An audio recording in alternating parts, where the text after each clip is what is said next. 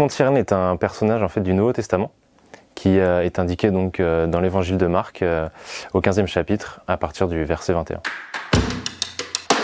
Littéralement, il est indiqué un passant, Simon de Cyrène, voilà, père d'Alexandre et de Rufus, qui revenait des champs. Donc tout laisse à croire qu'il occupait une fonction plutôt agricole. Il vient aider le Christ à porter la croix et jusqu'au mont Golgotha. Donc. À aucun moment, Simon de Cyrène n'est indiqué comme étant noir dans le Nouveau Testament.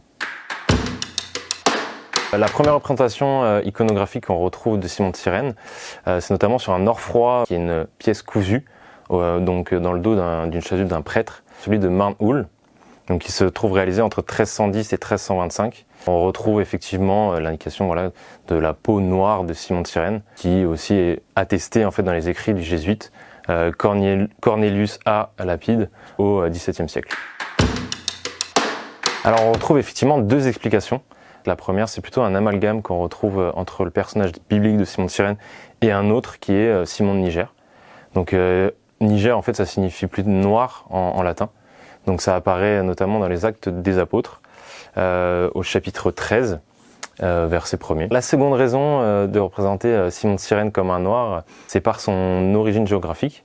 Pour les Européens, durant le Moyen-Âge et à l'époque moderne, la ville africaine de Cyrène, donc dans l'actuelle Libye, était confondue aux populations nord-africaines, dans la mesure voilà, où la Libye est généralement associée à Fout, donc qui est le fils de Cham, avec une descendance majoritairement localisée en Afrique.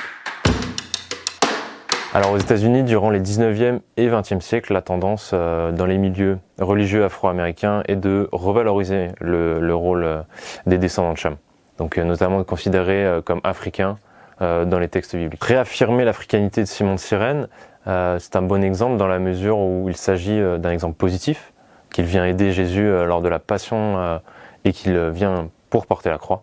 Donc ce faisant, les pasteurs africains américains en particulier, James Theodore Holly, s'efforcent d'effacer la macule de l'association des descendants de Cham au statut d'esclave.